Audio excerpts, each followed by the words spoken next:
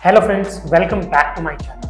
आज के वीडियो में हम फाइनेंशियल प्लानिंग के फर्स्ट स्टेप यानी इंश्योरेंस प्लानिंग को डिटेल में डिस्कस करेंगे। मैं हूं मनीष कुमार गौड़। आइए शुरू करते हैं फिन टॉक्स बाय मनीष।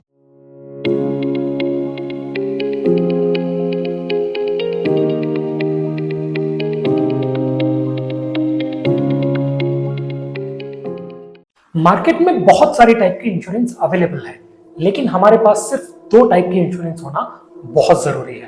पहली है एक लाइफ इंश्योरेंस और दूसरी एक हेल्थ इंश्योरेंस। अब लाइफ इंश्योरेंस भी दो टाइप की होती है मेनली। पहली एक टर्म लाइफ इंश्योरेंस और दूसरी एक होल लाइफ इंश्योरेंस। हमारे पास जो इंश्योरेंस होनी चाहिए वो है term life insurance. Term life insurance एक ऐसी इंश्योरेंस है जिसके अंदर आपको इंश्योरेंस का कवर एक पर्टिकुलर एज तक ही मिलता है। अगर उस एज के बाद आपकी डेथ होती है तो आपके नॉमिनी को कोई भी क्लेम नहीं मिलेगा। वहीं होल लाइफ इंश्योरेंस में आपकी डेथ कभी भी हो, आपके नॉमिनी को फुल क्लेम मिलता है। तो क्या हमें होल लाइफ इंश्योरेंस लेनी चाहिए?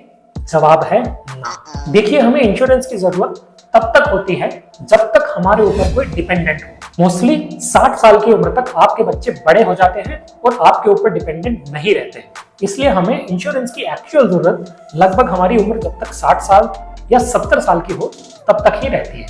अब बहुत सारे लोग ये कहेंगे कि टर्म लाइफ इंश्योरेंस में अगर आपकी डेथ पॉलिसी टर्म के बाद होती है तो आपका दिया हुआ पूरा प्रीमियम वेस्ट हो जाएगा।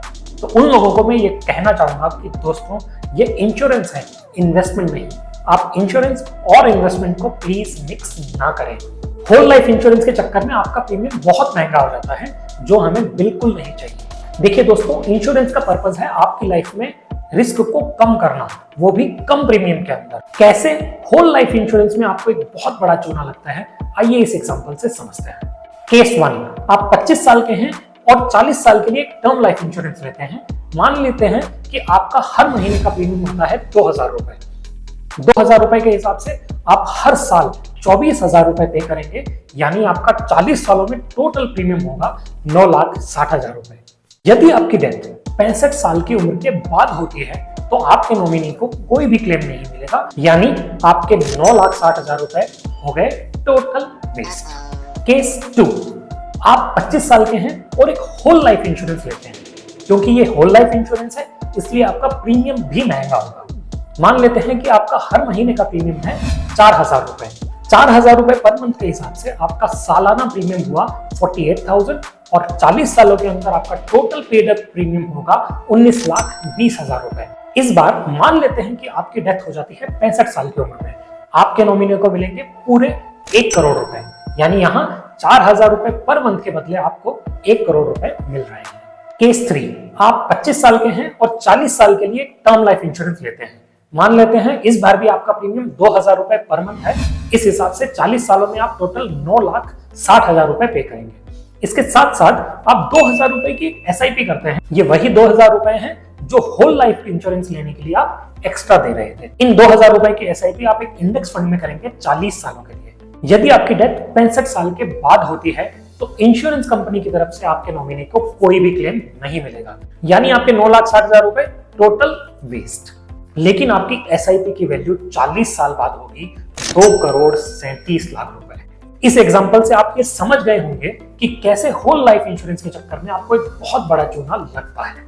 इसलिए कभी भी इंश्योरेंस और इन्वेस्टमेंट को मिक्स ना करें। अगर आपको टर्म लाइफ इंश्योरेंस में दिए हुए प्रीमियम के वेस्ट हो जाने का डर है तो उस एक्स्ट्रा प्रीमियम को जो आप होल लाइफ इंश्योरेंस में देने के लिए तैयार हो उसकी एक SIP कर दें। इंश्योरेंस एजेंट्स और कंपनीज ये बात बहुत अच्छे से जानती हैं कि जैसे ही वो आपको ये बोलेंगे कि टर्म लाइफ इंश्योरेंस में आपका पूरा प्रीमियम वेस्ट हो सकता है, आप झट से होल लाइफ इंश्योरेंस लेने के लिए मान जाओगे। आपको इस झांसे से बचना है। सो लाइफ इंश्योरेंस बोले तो सिर्फ टर्म लाइफ इंश्योरेंस। अब सवाल आता है कि किसके पास एक टर्म लाइफ इंश्योरेंस होनी चाहिए। नंबर 1, जिसके ऊपर कोई भी डिपेंडेंट हो या फिर फ्यूचर में कोई डिपेंडेंट होने वाला हो। नंबर 2, जिसके ऊपर कोई लाइबिलिटी हो, जैसे कि कोई होम लोन एक्सेट्रा। लेकिन एजेंट्स और इंश्योरेंस कंपनीज आपको ये बोलेंगे कि आप अपनी एक टर्म लाइफ इंश्योरेंस ले लो, अपनी स्पाउस के लिए भी ले लो, अपने बच्चों के लिए भी ले लो। आपको ऐसा बिल्कुल भी नहीं करना है। देखिए, only earning members of the family की टर्म लाइफ इंश्योरेंस होनी जरूरी है। अगर आपकी वाइफ वर्किंग है तो उनकी टर्म लाइफ इंश्योरेंस आपको लेनी चाहिए। इसके अलावा किसी की भी टर्म लाइफ इंश्योरेंस लेने की जरूरत आपको नहीं है। अगला सवाल आता है कि टर्म लाइफ इंश्योरेंस का कवर कितना होना चाहिए। देखिए, आप पर जितनी लाइबिलिटी है मिनिमम उतना कवर तो होना ही चाहिए। लाइबिलिटी पे करने के बाद भी इतना अमाउंट बचना चाहिए जिससे आपकी फैमिली एक डिसेंट और रिस्पेक्टेबल लाइफ जी सके। देखिए, हम इंश्योरेंस लेते हैं 30-40 सालों के लिए, तो आपका जो कवर है वो फ्यूचर के अंदर इन्फ्लेशन को प्रॉपर्ली नेगेट करना चाहिए। आपके इंश्योरेंस कवर को डिसाइड करने के लिए आप थंब रूल को फॉलो कर सकते हैं। आपका cover 20 times of your annual income होना चाहिए, यानी अगर आपकी एनुअल इनकम 5 लाख है तो आपका टोटल कवर 1 करोड़ का होना चाहिए। इसके साथ साथ आपकी पॉलिसी में एक लाइफ स्टेज इंक्रीमेंट का ऑप्शन जरूर होना चाहिए। देखिए, लाइफ स्टेज इंक्रीमेंट का मतलब है जब आपकी शादी हो या आपके बच्चे हों या आपकी एनुअल इनकम बढ़े तो उसके साथ साथ आप अपना कवर भी बढ़ा सकें, जो बहुत जरूरी भी है। तो लाइफ स्टेज इंक्रीमेंट एक बहुत इंपॉर्टेंट फीचर है जो आपकी पॉलिसी में होना ही चाहिए। दोस्तों, मैंने अपनी टर्म लाइफ इंश्योरेंस लेने के समय इस ऑप्शन को चूज नहीं किया था, जिसे अब मैं रिग्रेट करता हूँ। अब चाहकर भी मैं अपना इंश्योरेंस कवर बढ़ा नहीं पा रहा हूँ। अगर मुझे अपना इंश्योरेंस कवर बढ़ाना है तो अब मुझे एक नई इंश्योरेंस परचेज करनी पड़ेगी, जो एक बहुत ही महंगा ऑप्शन होगा। तो दोस्तों, आप मेरी तरह ये वाली गलती मत करना। अपनी पॉलिसी के अंदर लाइफ स्टेज इंक्रीमेंट का ऑप्शन जरूर लेना। अब सवाल आता है कि हमें कौन सी कंपनी की इंश्योरेंस चूज करनी चाहिए। इस सवाल का जवाब देने से पहले हम कुछ इंपॉर्टेंट पॉइंट्स को डिस्कस करते हैं, तो आपको धीरे धीरे खुद ही पता चल जाएगा कि कौन सी इंश्योरेंस आपके लिए बेहतर है और कौन सी नहीं। किसी भी पॉलिसी को लेने से पहले आप उसका क्लेम सेटलमेंट रेशियो जरूर चेक करें। ये मिनिमम 98% होना चाहिए। नंबर 2, आप उसका claim settlement ratio by amount भी चेक करें, जो मिनिमम 95% होना चाहिए। इसके बाद आप उसका AUM यानी असेट अंडर मैनेजमेंट देखें, ये काफी हाई होना चाहिए। आप जिस कंपनी की पॉलिसी ले रहे हैं उसकी एक अच्छी ब्रांड वैल्यू होनी चाहिए, मार्केट में एक अच्छी इमेज होनी चाहिए। इसके अलावा कंपनी का कंप्लेंट रिजोल्यूशन सिस्टम बहुत ही सॉलिड और एफिशिएंट होना चाहिए। कंपनी टैक्स सेवी होनी चाहिए और यूजर फ्रेंडली भी होनी चाहिए। तो फिर कौन सी कंपनी को चूज करें? आप इंडिया की टॉप 5 कंपनीज में से किसी को भी चूज कर सकते हैं। बस आप मैंने जो पॉइंट बताए हैं उनका ध्यान रखें और उन टॉप 5 में से अपने लिए एक बेस्ट पॉलिसी को फिल्टर आउट करके निकालें। आप IRDA की वेबसाइट पर जाके IRDA की एनुअल रिपोर्ट को डाउनलोड करें। उसमें से आप इन पॉइंट्स को अप्लाई करके अपने लिए बेस्ट पॉलिसी को ढूंढ सकते हैं। अब सवाल आता है राइडर्स का। हमें कौन कौन से राइडर्स लेने चाहिए? Number 1, accidental death rider. Number 2, critical illness rider.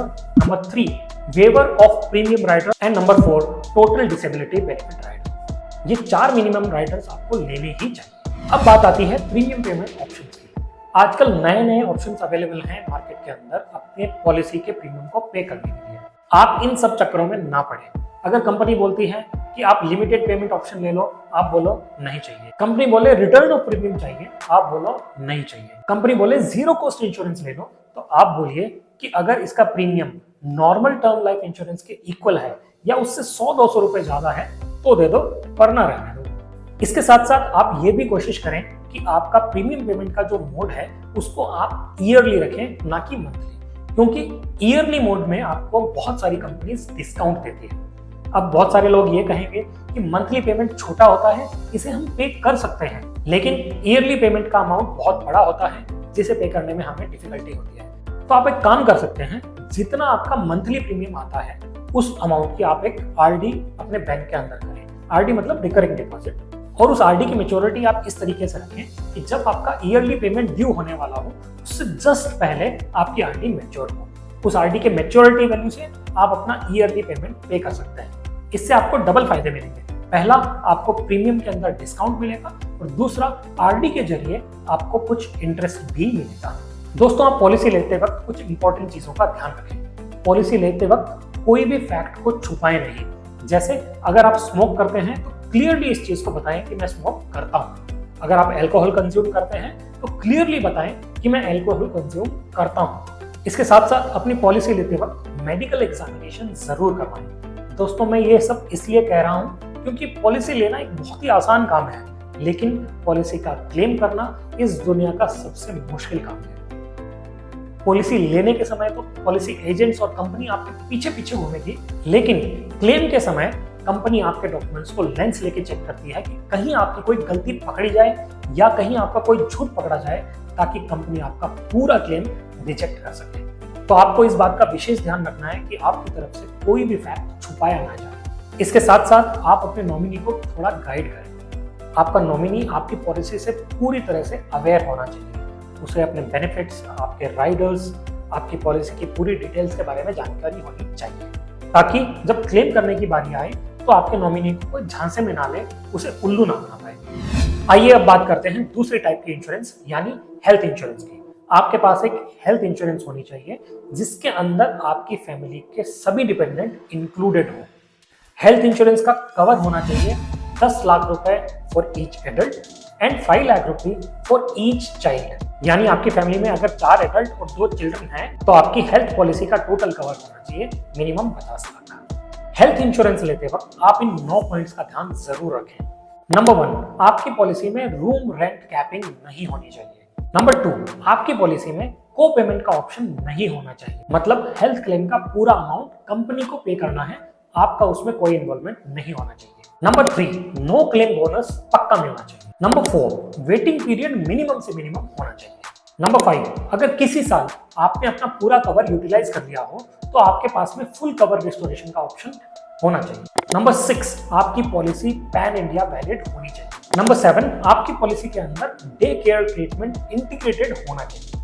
Number 8, आपकी पॉलिसी में सुपर टॉपअप की फैसिलिटी अवेलेबल होनी चाहिए। और नंबर 9, आपकी पॉलिसी टोटल कैशलेस नहीं होनी चाहिए, इसके अंदर रीइंबर्समेंट का ऑप्शन भी अवेलेबल होना चाहिए। तो दोस्तों, ये था आज का हमारा वीडियो। मैं आशा करता हूं कि इस वीडियो को देखने के बाद आप अपने लिए एक अच्छी टर्म इंश्योरेंस और एक अच्छी हेल्थ इंश्योरेंस चूज कर पाएंगे। इस वीडियो का मेन पर्पस है आपको इंश्योरेंस प्लानिंग के लिए एक सॉलिड बेस प्रोवाइड करना। इससे आप किसी के झांसों में नहीं आएंगे और अपने लिए बेस्ट इंश्योरेंस को चूज कर पाएंगे।